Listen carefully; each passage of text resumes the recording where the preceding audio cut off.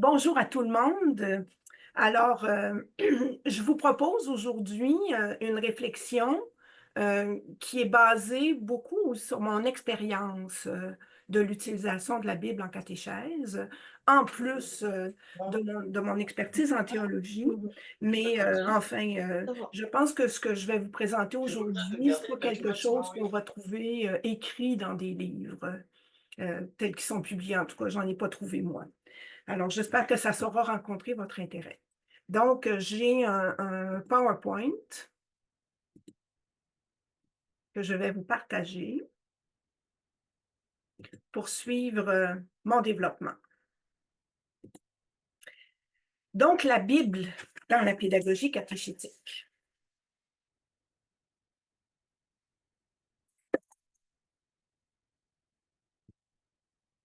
Bon, attendez. OK.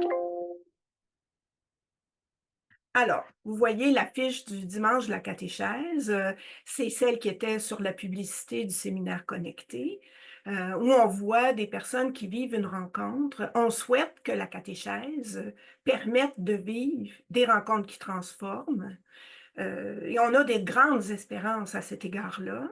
Depuis le pape Jean-Paul II, là, dans son exhortation apostolique sur la catéchèse en 79, on dit et on redit souvent qu'on voudrait qu'il y ait la possibilité de rencontrer le Christ à l'intérieur de la catéchèse. Donc, la rencontre avec le Christ comme parole de Dieu et aussi la rencontre avec des frères et sœurs. Donc, on a des grandes espérances, mais en même temps, dans la pratique, il arrive qu'on fasse naufrage ou qu'on se frappe le nez au mur quand on ouvre la Bible en catéchèse. Euh, quelques petites phrases qu'on entend ici et là qui en témoignent. Alors, à quoi ça sert de lire ce vieux livre? Diront les plus jeunes, toutes ces personnes qui n'ont pas trempé déjà dans une culture chrétienne où on a tendance à prendre la Bible pour acquis. Alors, à quoi ça sert?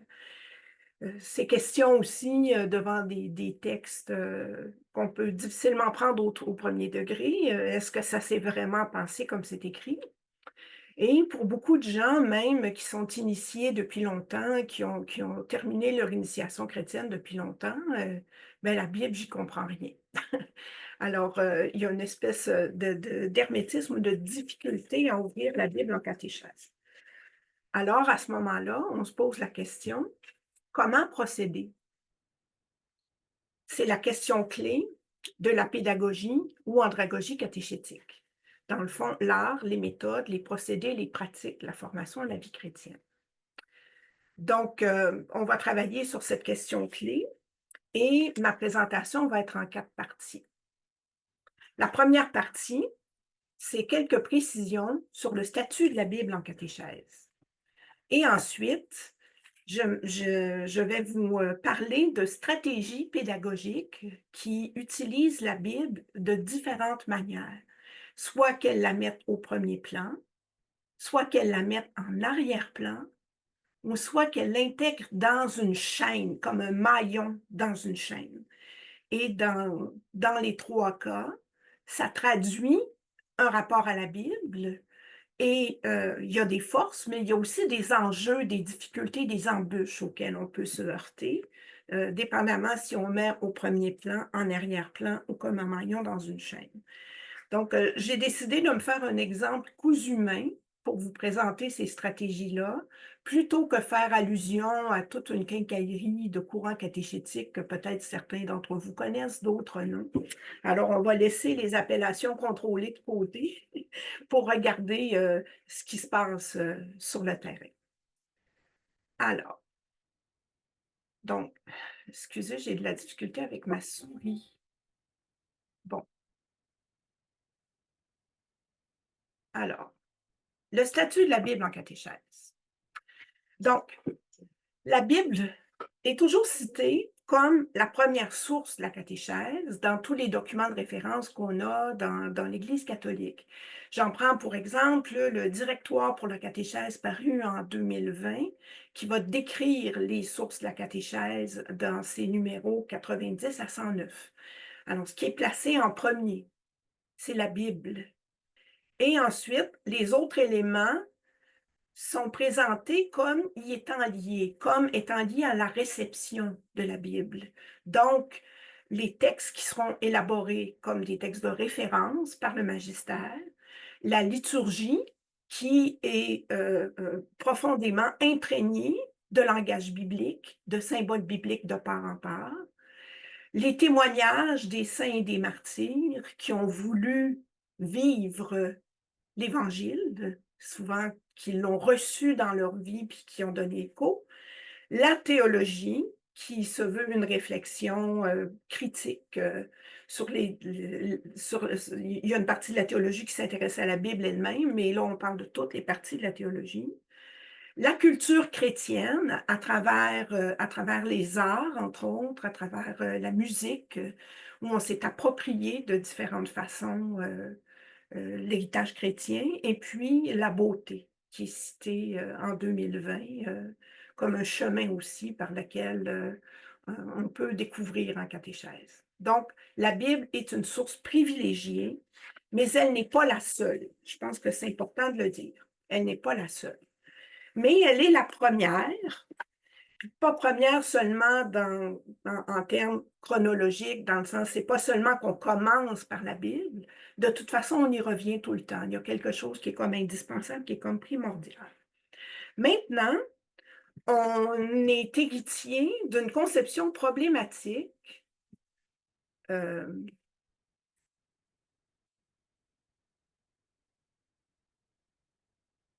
bon, qui nous vient du 19 et des pratiques du 19e et du 20e siècle, des conciles, de la manière de faire le catéchisme, etc. C'est bien présenté dans le livre de Joël Molinario que j'ai mis en bibliographie dans la dernière diapositive de ma présentation. Donc, dans cette manière de voir les choses, l'Écriture sainte, hein, on n'y donnait pas accès. Les gens qui étaient en formation à la vie chrétienne, comme on dit aujourd'hui, en fait, c'était plus le catéchisme, il n'y avait pas accès au texte. Généralement, les catholiques n'avaient pas accès au texte. Et pour quelle raison? Ben, on disait l'Écriture sainte énonce les vérités de la révélation, puis vous voyez, il y a une certaine conception de la révélation qui est plutôt comme l'idée de concept ou d'idée ou de contenu ou de message. Donc, énonce les vérités de la révélation, mais dans un langage qui est obscur et complexe. C'est un matériau brut auquel il serait peu propice de donner accès à monsieur, madame, tout le monde parmi les chrétiens. Donc, on réserve ça aux spécialistes et particulièrement aux autorités qui vont partir de ce matériau pour lui donner forme et élaborer la doctrine, qui permet de compléter, de clarifier, de faire des liens, de renommer. Donc, on construit un discours qui est appuyé sur les Écritures et qui va donner forme. Mais par ailleurs, meilleur que ça encore, c'est ce que le magistère va exposer sans ambiguïté, de manière définitive, et le livre qui en rend compte, c'est le catéchisme. Donc là, on a l'œuvre qui est achevée dans tous ses détails. Alors, l'idée, donc, qui est pas complètement disparue, loin de là. Hein. Il y a des gens pour qui le catéchisme, finalement, c'est l'alpha et l'oméga. Hein, qui vont se servir du catéchisme de l'Église catholique comme de la parole définitive. Et à ce moment-là, pourquoi faire le détour par la lecture des textes de la Bible? Alors, on a encore ça dans nos bagages, même si au milieu du 20e siècle, on a voulu sortir de ça. Il y a des mouvements de réforme de l'enseignement catéchétique, puis de la catéchèse point à la ligne, qui sont présents pendant tout le 20e siècle. Et ça va culminer avec les années 50, 60, 70, donc autour du Concile Vatican II. Il n'y a pas de document du Concile Vatican II qui parle directement de la catéchèse, mais on cite très souvent dans le monde de la catéchèse la constitution Dei Verbum sur la révélation, où on va chercher des éléments de fond qui change complètement la perspective par rapport à cette conception problématique. Alors, on va dire, dans cette foulée, à partir du Concile, à partir de Dei Verbum, que la Bible est un témoignage écrit qui est fondateur et qui est indispensable. Donc, témoignage écrit de la parole de Dieu qui est à l'œuvre dans le monde, au cœur de l'histoire. Donc, on distingue parole de Dieu et Bible. Il n'y a pas seulement que la Bible qui est parole de Dieu, mais la Bible est comme le témoignage écrit qui nous permet de la découvrir, de se mettre à l'écoute de cette parole. Parce que cette parole, c'est le Christ lui-même, c'est le Verbe, le mystère de Dieu qui se révèle et qui est à la source de la foi chrétienne. Alors, quand on parle de parole de Dieu ou d'évangile, ça inclut la Bible, mais ça la précède et ça la dépasse. Il y a comme une réalité plus grande, une réalité vivante plus grande. La parole de Dieu, nous la découvrons à travers des médiations qui la rendent présente, mais qui jamais ne la limitent. Donc, c'est impossible de l'asseoir dans une formulation X ou Y. Elle demeure vivante en circulation. Donc, au cœur du renouveau catéchétique, dans lequel on est depuis le milieu du 20e siècle, il y a cette volonté de centrer la catéchèse sur écouter la parole de Dieu et lire les Écritures. Parce qu'on peut difficilement apprendre à écouter la parole de Dieu si on ne passe pas par la lecture de l'Écriture. Mais qu'est-ce qui fait qu'en lisant la Bible, on écoute la parole de Dieu? Ce n'est pas automatique. Ça peut demeurer une lettre morte, finalement.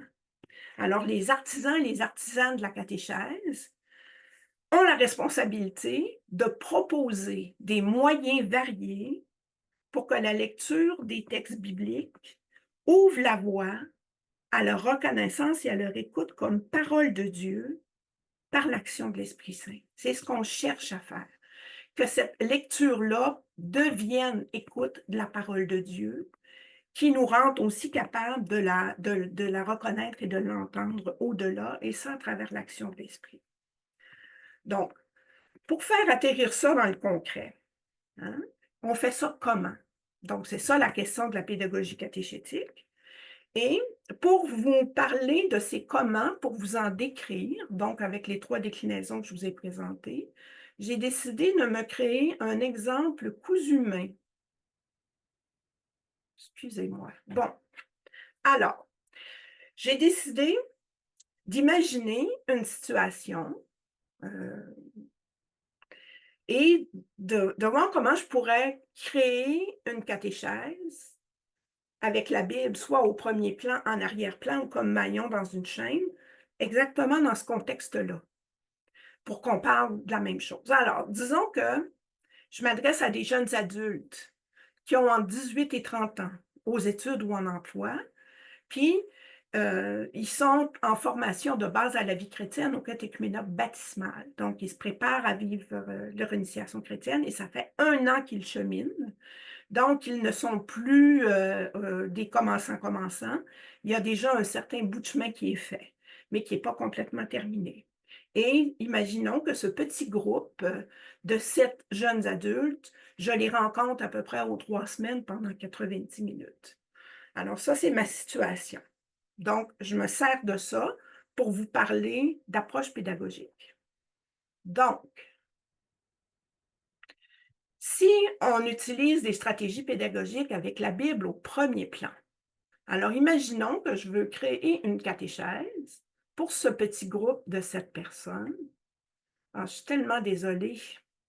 Bon, alors, si la Bible est au premier plan, donc, ma priorité pour construire ma catéchèse, ça va être le choix du texte. Et dans la manière de choisir le texte, il y a toutes sortes d'implications pédagogiques. Par exemple, comment sera-t-il découpé, ce texte? Donc, à quel verset je commence, à quel verset je termine? Il y a des découpages parfois qui peuvent être questionnables. quelle traduction est-ce que je vais utiliser? Ou est-ce que je vais utiliser une paraphrase? Et qu'est-ce qui va justifier ce choix-là? Ça va être un texte de quel genre littéraire? Et quelles clés je vais donner aux participants de ma catéchèse, à mon petit groupe de 7, sur ce que c'est que ce genre littéraire, parce qu'il y a beaucoup, beaucoup de variétés dans la Bible autour de ça. Est-ce que je vais présenter ce texte-là de manière isolée, ou bien est-ce que je le présente dans un cycle? Et si c'est dans un cycle, dans quel ordre est-ce que je présente les textes? Donc, tout ça n'est pas innocent. Et quand je choisis un texte, explicitement ou implicitement, je réponds à ces questions-là. Alors, moi, j'imagine que, bon, je vais construire une catéchèse autour de Luc 10, 25, 37, qui est une parabole qui se situe dans les synoptiques, dans l'évangile de Luc, et qui commence par une conversation entre Jésus et un docteur de la loi. Pour répondre à la question du docteur de la loi, Jésus va raconter une histoire, une parabole auquel on donne le nom de bon samaritain, hein, la parabole du bon samaritain. Donc, imaginons que je veux construire une catéchèse avec la Bible au premier plan, avec ce texte au premier plan. Il va falloir que je me demande comment je découpe le texte, parce que je pourrais très bien ne pas inclure la partie de la conversation avec le docteur de la loi. Mais elle est particulièrement importante, à mon avis, à cause du déplacement de la question qui est mon prochain versus qui s'est fait le prochain de cet homme. Alors, donc, dans mon découpage, je choisis de l'inclure. Je décide qu'on va travailler avec la Bible en français courant parce que je décide de choisir une traduction qu'on appelle à équivalence dynamique. Donc, qui est moins centrée sur nous redonner la saveur de l'hébreu ou du grec, mais plus d'aller chercher des expressions qui vont faire sens à travers le français courant d'aujourd'hui. Alors, donc, je choisis cette traduction-là. Avec mes catéchumènes, je peux même imaginer qu'à leur entrée en catéchuménat, il y a un exemplaire de cette Bible qui leur a été offert, qui leur a été remis dans la célébration. Alors, on utilise toujours cette Bible-là, disons. Et disons que ce choix-là, j'ai décidé de travailler avec eux 3 paraboles, mettons. Alors, on a fait à notre rencontre précédente, il y a 3 semaines, celle du semeur, là maintenant celle du bon samaritain et celle du fils prodigue. Donc, vous voyez, le choix du texte, c'est la première chose à faire. J'ai à penser aussi au mode de présentation, parce qu'il y a toutes sortes de choses possibles. Quand on est bibliste, on fait la lecture silencieuse, mais quand on est en catéchèse, donc on peut lire à voix haute, ça peut être aussi une lecture silencieuse, il peut y avoir une combinaison des deux, on peut faire aussi une lecture à tour de rôle, ça j'ai vu ça souvent dans les groupes de catéchèse. On peut aussi dire aux gens, vous n'ouvrez pas la Bible, puis vous allez écouter sans support visuel pour une première fois. On peut aussi faire comme on fait avec la Visio Divina, travailler avec une image ou avec une œuvre d'art. Ou on peut aussi avoir un mode de présentation qui est moins direct, qui est plus une vidéo ou un extrait de film. Mais je vous dirais que quand la Bible est au premier plan, on a moins tendance à prendre ces choix-là, ça me paraît assez évident. On va le plus le trouver comme maillon d'une chaîne. Alors, j'ai bâti, euh, j'ai fait comme si j'allais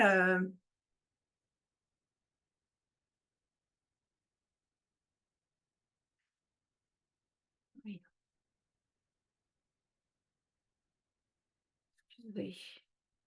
OK, voilà. Bon, alors, je bâtis mon animation. Hein, j'ai 1 heure et demie, 90 minutes, avec la Bible au premier plan. Alors, voici comment je pourrais construire ma catéchèse.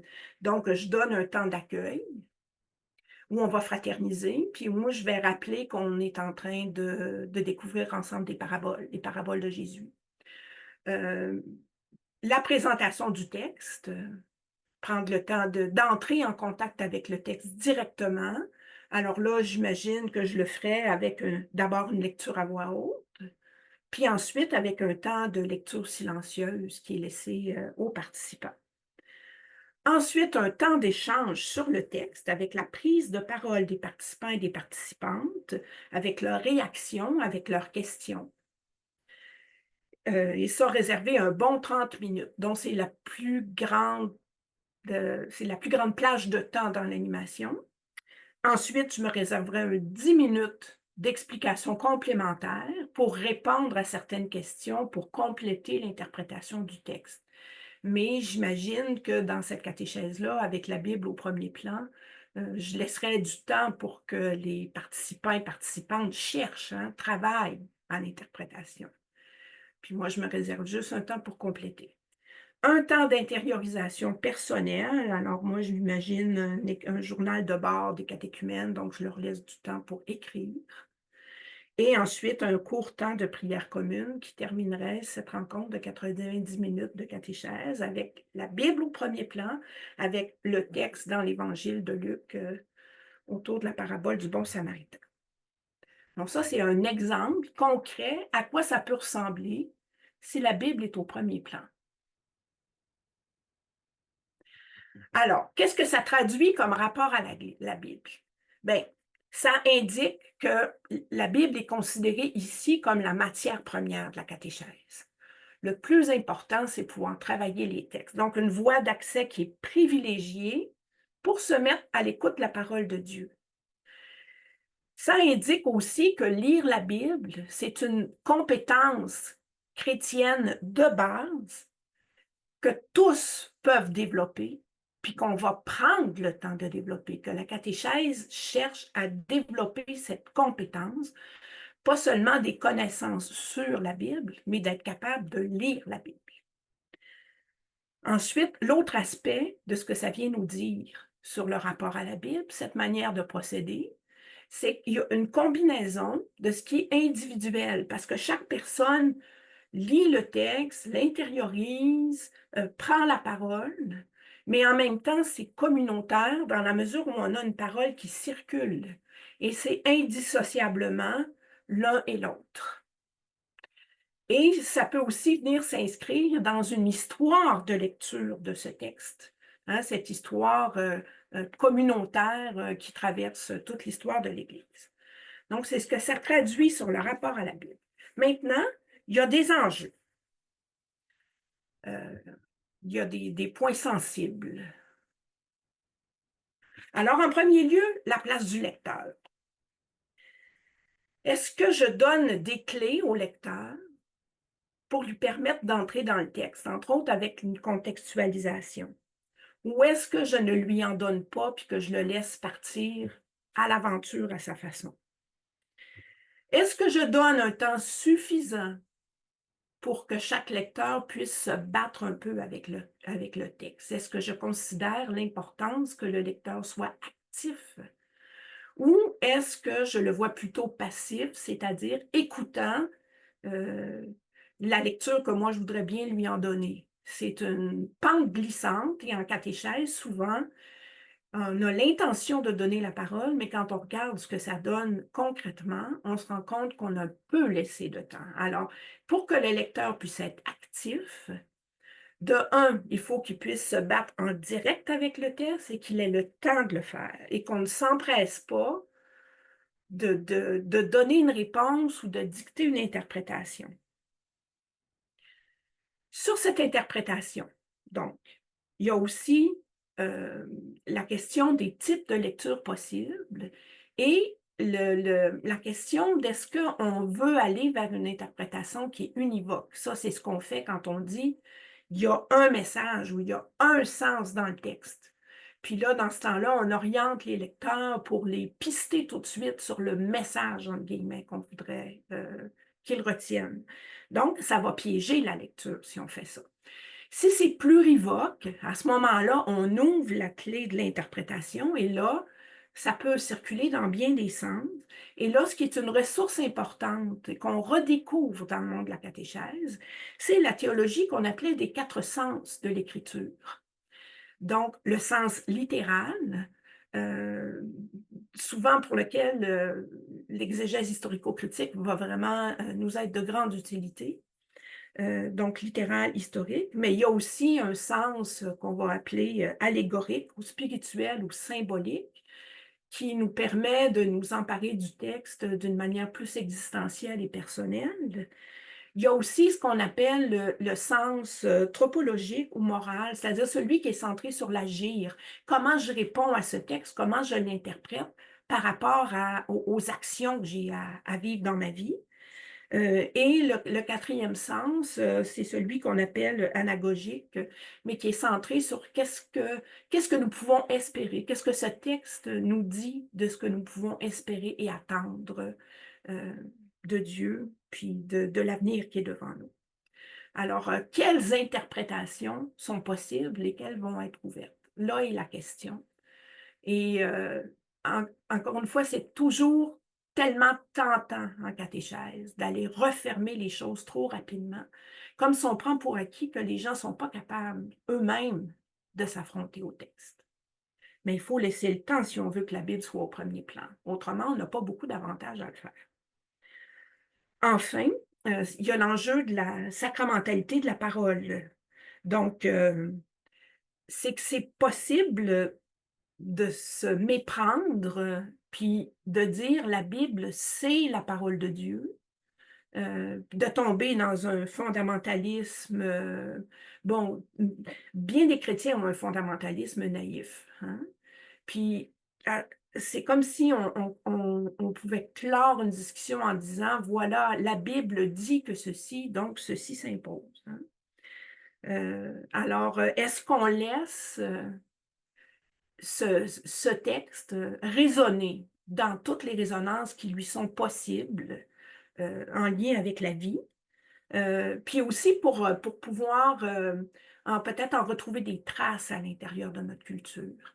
Un bon exemple de ces résonances à l'intérieur de la culture, je l'ai trouvé dans le livre de Michel Proulx sur le livre de Coëlette, où il va rapprocher le livre de Coëlette de la chanson tellement populaire de Luc de la Rochelière, Si fragile, qui a su depuis plusieurs décennies toucher profondément le cœur de beaucoup de Québécois.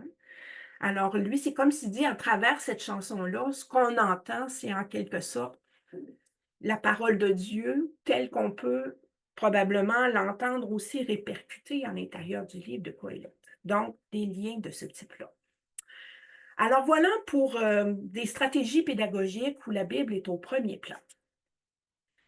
Maintenant, allons-y avec d'autres types complètement différents quand la Bible est en arrière-plan. Donc, en arrière-plan, ça va plus correspondre à des courants comme la catéchèse anthropologique ou la catéchèse historico-prophétique.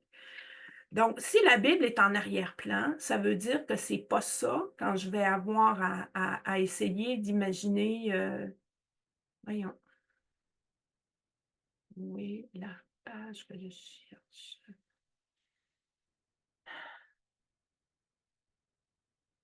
Bon, là, vous allez m'excuser, je suis en train de me demander si ma diapositive ne serait pas...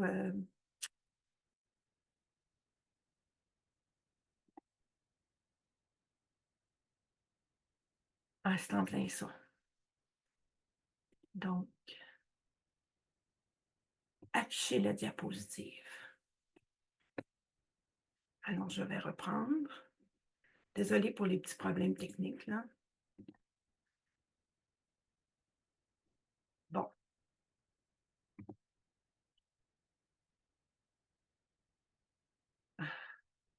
Bon, la Bible en arrière-plan.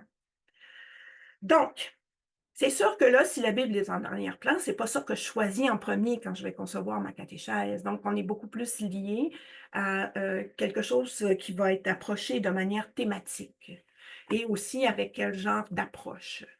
Alors, mettons que le thème que je choisis, c'est l'engagement social chrétien, hein, qui est un des essentiels de la foi, qui est de bonne loi de découvrir à l'intérieur du catéchuménat, ne fût-ce que pour savoir que ça existe, puis que c'est important. Et l'approche que je choisis dans cette catéchèse, c'est d'aller rencontrer des chrétiens qui sont engagés socialement, sur les lieux de leurs engagements. Alors là, il y a un arrière-plan biblique à cette pratique d'engagement social et on pourrait faire une liste presque infinie de textes, particulièrement chez les prophètes ou dans les évangiles. Mais j'ai à considérer quel genre de liens seront faits avec les textes. Alors, est-ce que je vais les laisser implicites? C'est-à-dire ne pas les nommer, laisser les gens peut-être faire eux-mêmes les liens, chacun pour soi. Est-ce qu'en début d'animation, je vais donner une clé pour faire des liens sur certains textes? Est-ce que je vais faire chercher aux participants des liens de manière explicite? Ou bien est-ce que je vais leur donner, par exemple, un texte de référence où on va expliquer ces liens dans la pratique d'engagement social, puis certains textes. Donc, en donnant quelque chose qui est déjà comme plus formaté. Alors, moi, j'ai coché la petite case de lien explicite au texte que je vais faire chercher aux participants après la visite guidée. Mais je vais discuter, après vous avoir dit quel genre d'animation je ferais, je vais discuter aussi par rapport à cette question des liens. Il y a plusieurs enjeux. Alors,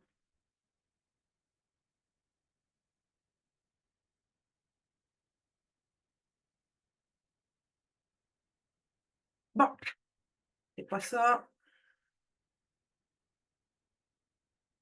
Ah, je suis tellement désolée. Bon, voilà. Alors, j'imagine que pour cette animation-là, je retrouve mes 7 catéchumènes dans un parc. Puis, on va retrouver dans ce parc 2 croyants engagés, par exemple, auprès des itinérants. Ça paraît que je vis à Montréal, hein? Donc, je donne 10 minutes à ces 2 croyants engagés pour qu'ils témoignent un peu de des actions que leur foi leur inspire. Et là, on divise le groupe en 2 et on part 45 minutes avec ces 2 personnes, chaque groupe avec une personne, qui vont nous faire visiter les lieux de leur engagement, qui vont nous montrer qu'est-ce qu'ils font, puis pourquoi ça leur tient tant à cœur comme croyants. Ensuite, on se retrouve dans un café après être sortis des lieux de l'organisme. Et puis là, autour d'un café, dans un Tim Hortons, par exemple, on laisse les catéchumènes, je laisse les catéchumènes 10 minutes poser des questions aux témoins, comme pour compléter ce qu'ils ont pu voir dans leur visite. Mais là, comme on n'est plus dans les lieux, il y a peut-être des choses que c'est plus facile à dire. Et ensuite, le dernier 20 minutes, donc, un partage sur les textes bibliques qui peuvent inspirer et nourrir l'engagement social chrétien, en commençant par mes 2 témoins qui peuvent parler des textes qui ont pu les marquer. Et ensuite, donc, les catéchumènes aussi qui peuvent y aller des textes qu'ils connaissent. Donc ça, ce serait une forme d'animation où la Bible est en arrière-plan. Et j'ai choisi, moi, de faire chercher les liens avec des textes. Alors, si on regarde ce que ça nous dit comme rapport à la Bible. Alors, dans ce type de catéchèse-là, le rapport à la Bible, il n'est pas forcément explicite. Ça peut arriver qu'il soit implicite. Il est plus à distance du texte. Mais on s'y réfère à travers une mémoire commune. C'est comme un patrimoine dans lequel on va puiser ensemble, puis qui est en lien aussi avec tous les croyants qui nous ont précédés, puis ceux qui nous suivront. Donc, ce rapport à la Bible, il est vraiment celui d'une mémoire commune et il est orienté vers l'écoute de la parole de Dieu à travers l'action dans le monde, et vraiment avec une primauté de l'action. Donc, si je fais référence au sens de l'écriture dont je parlais tout à l'heure, mais là, on va plus dans le sens du sens moral ou tropologique, comment ça nous amène à agir. Mais bon, il y a des enjeux. Alors, ça suppose un certain bagage biblique si on veut chercher des références. Ou sinon, ben, on va les donner de manière explicite. Et à ce moment-là, si on les donne de manière explicite, euh, il y a des pièges possibles de différents ordres. Parce que là, ça peut paraître superficiel ou plaqué. Si on va faire des liens avec des textes, qu'on a choisi qu'après telle expérience, ben là, on va aller lire tel texte. Hein. C'est ce que j'ai choisi de ne pas faire, ça. Parce que moi, j'ai déjà fait l'expérience de ce genre de catéchèse où on avait choisi, mettons, bon, un exemple, j'étais jeune, je travaillais en pastoral dans un patro avec l'École juive de Saint-Vincent-de-Paul, à la pastorale, puis les grands ados avaient fait un rallye d'hiver. Puis là, ils arrivaient au local de pastoral. Puis là, on était supposé les faire revenir sur leur expérience, puis faire des liens avec des textes bibliques. Donc, on avait été choisir, entre autres, dans les psaumes pour parler de la recherche de Dieu, ou de Dieu qui est une lumière sur nos pas quand on est dans l'obscurité. Je peux vous dire que ça a tombé à plat complètement, parce que les ados, ils avaient juste envie de parler de leur rallye, puis ils avaient tellement de plaisir à se le rappeler. Mais le lien avec le texte semblait comme plaqué, il était comme pas naturel. Surtout que c'est pas forcément la question de la recherche de Dieu ou de l'obscurité qui les avait frappés dans leur expérience. Fait qu'on était passé complètement à côté. Puis moi, c'est ce qui fait que souvent, dans ce genre d'approche-là, je vais pas choisir un texte d'avance. Hein. Donc, ça demande aussi de la personne qui anime d'avoir une certaine mémoire biblique, puis une capacité d'aller, si on ne veut pas plaquer, d'être capable d'aller chercher à l'intérieur de cette mémoire biblique-là. Le danger aussi, si on choisit le texte d'avance, c'est de lui donner un tour prescriptif, puis de changer l'interprétation de la lecture tropologique en lecture moralisante, moralisatrice. Et là, encore une fois, on fait tomber à plat, comme si ça donnait une leçon. Hein?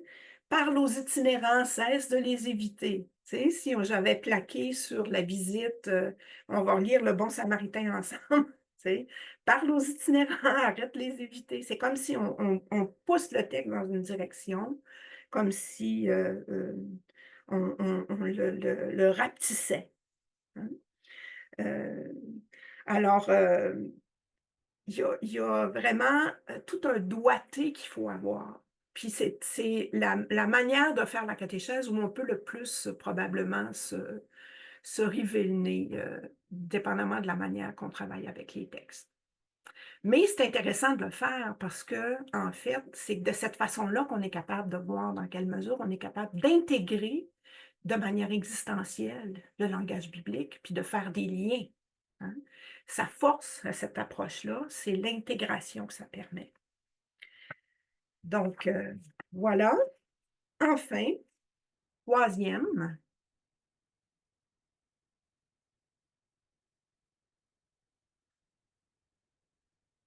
donc la Bible comme maillon dans une chaîne. Là aussi, l'approche est généralement thématique quand on travaille de cette façon-là. C'est quand on prévoit des rencontres où il va y avoir un moment à travers plusieurs autres éléments d'animation où on va travailler avec un texte biblique. Donc, je m'imagine toujours avec mes 7 catéchumènes en train de prévoir quelque chose de thématique où je vais inclure le bon samaritain. Mais là, ma thématique, mettons, c'est les commandements. Fait que là, j'imagine que j'ai 3 rencontres, une première qui parle des 10 commandements, une qui parle de aimer Dieu, puis l'autre qui parle de aimer son prochain. Puis là, ben, celle où je vais aller sortir le bon samaritain, ça va être aimer son prochain.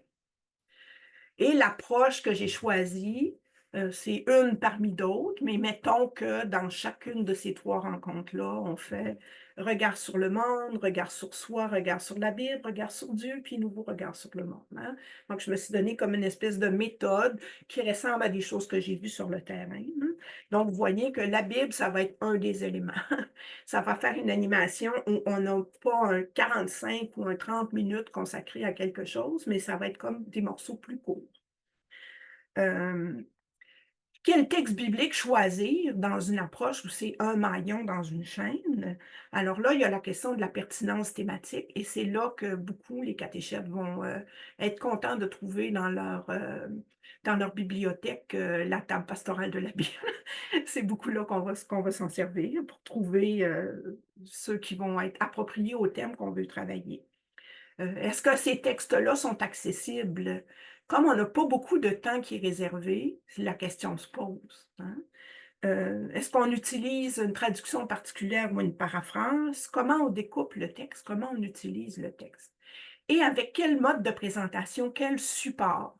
Et c'est souvent dans ce type d'animation qu'on va aller plutôt chercher images, œuvres d'art, vidéos et films qui vont donner un accès plus direct, mettons, au narratif du texte. Puis on va moins prendre le temps d'aller lire directement. Parce qu'on a moins de temps pour le faire, puis parce que ça suppose de prendre du temps pour des choses qu'on voudrait pas nécessairement développer. Alors, imaginons donc mon animation dans ce type d'approche. Donc, mettons un temps d'accueil de 10 minutes, où là, on fraternise, j'introduis, on est à la 3e rencontre de notre cycle sur les commandements. Alors, on commence par regard sur le monde, 15 minutes. Un collage d'articles de journal que j'apporte avec des exemples d'amour ou de non-amour du prochain qu'on trouve dans notre société. Et on discute autour de ça, autour du collage, pendant 15 minutes. On regarde le monde.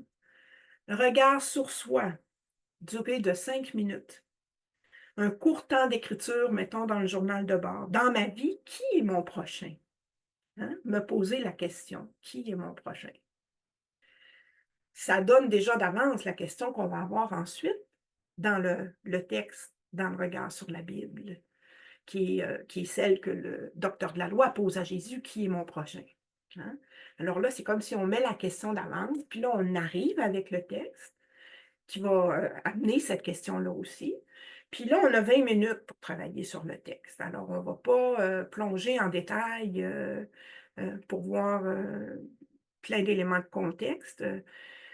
Puis là, ça va être, en fait, j'imagine que dans une animation pareille, je pourrais là choisir de faire visionner une vidéo, puis de faire réfléchir sur le texte, le texte, en fait, sur la vidéo à partir de questions.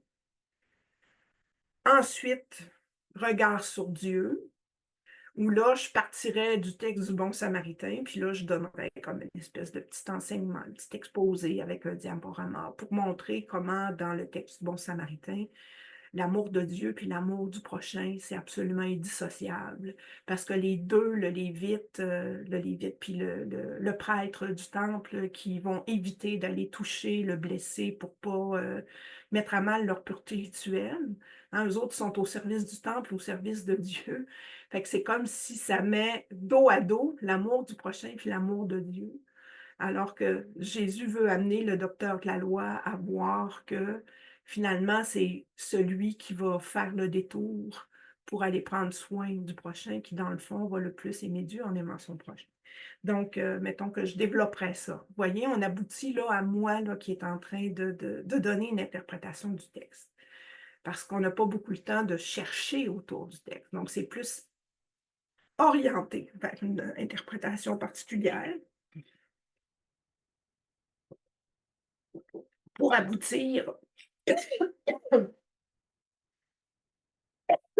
pardon, un nouveau regard sur le monde, une réflexion partagée sur des modèles pour nous d'amour du prochain, puis des pistes d'engagement pour vivre l'amour du prochain. Fait que ça pourrait ressembler à ça. Donc, vous voyez, il y a vraiment une chaîne. Puis la Bible, c'est vraiment, on voit bien que la Bible, c'est vraiment juste un maillon. Alors, qu'est-ce que ça nous dit du rapport à la Bible? Quel rapport à la Bible ça traduit? Bon, ça nous montre que la Bible est vraiment une source de la catéchèse parmi les autres. Ça nous montre la multiplicité des sources, plutôt que le caractère privilégié de la Bible. La Bible est une voie d'accès parmi d'autres pour se mettre à l'écoute de la parole de Dieu. On est aussi plus facilement éloigné de la matérialité du texte. Et c'est à travers un thème, on a une approche thématique. On va chercher dans la Bible en fonction d'un thème. Les enjeux.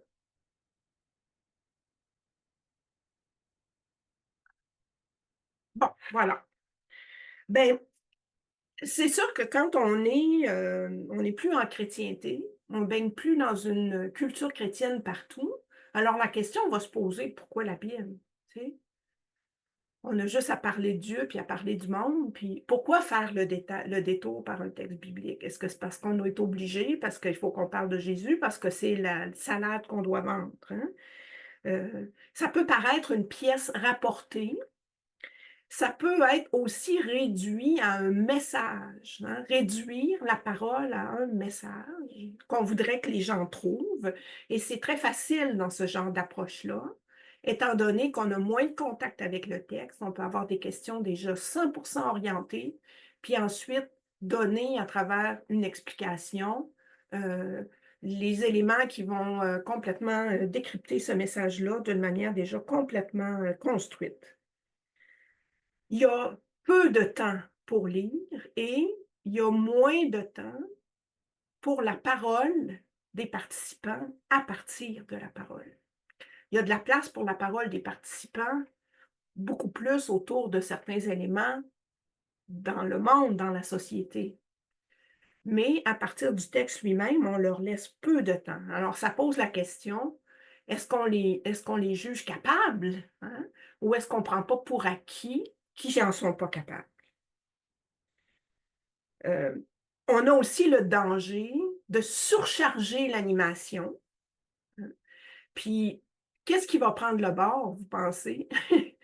Ça risque d'être le temps de prendre la vidéo pour aller direct au petit message après donner sur Dieu. Ça risque d'être l'élément qu'on laisse tomber, qui nous paraît plus comme une pièce rapportée. Alors, est-ce que c'est bien intégré? Est-ce que c'est plaqué? Comment c'est maillé à l'intérieur de l'animation? Est-ce qu'on survole le texte? Est-ce qu'on entre dedans? Est-ce qu'on est capable d'en avoir une lecture ouverte? Donc, vous voyez, c'est tout à fait possible de bien réussir ce genre de catéchèse-là.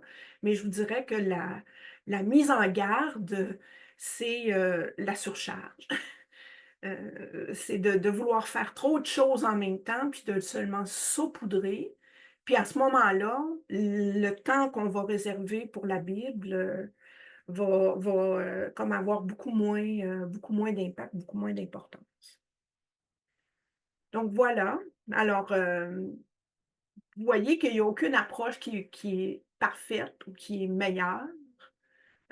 Tout est une question de comment bien travailler avec chacune de ces approches-là, comment le faire de manière appropriée, comment élucider le rapport à la Bible qu'on veut avoir et comment bien l'ajuster aux participants. Donc, ça demande de ne pas simplement appliquer une méthode toute faite, mais de vraiment s'interroger sur qu'est-ce qu'on fait et pourquoi on le fait. Et pour terminer, donc, ma dernière diapositive, donc je reviens sur le dimanche de la catéchèse, où on a, écoutez, vous voyez sur la fiche, on n'a pas mis dimanche de la catéchèse 2024, c'est fait exprès. Parce que ce n'est pas fait pour être utilisé pour une date précise, même si dans vos paroisses, ça a été fait la fin de semaine dernière. Il y en a d'autres qui ne l'ont pas encore fait. Puis, il y a des éléments dans nos fiches d'animation, justement centrés sur une rencontre qui transforme, qui peuvent être d'utilité toute l'année. Tout ça est gratuit. Puis c'est fait à partir, évidemment, tout ce qui nous inspire, c'est toujours un premier travail qu'on fait autour d'un texte biblique. Donc, c'est une mise en application un peu de ce dont je vous ai parlé. Alors, sur le site de l'Office de catéchèse, vous allez dans l'onglet Production, puis tout de suite, la première chose que vous voyez, c'est Dimanche de la catéchèse. Et enfin, donc, quelques références en bibliographie que vous pourrez avoir si vous souhaitez. Mon diaporama pourra être accessible.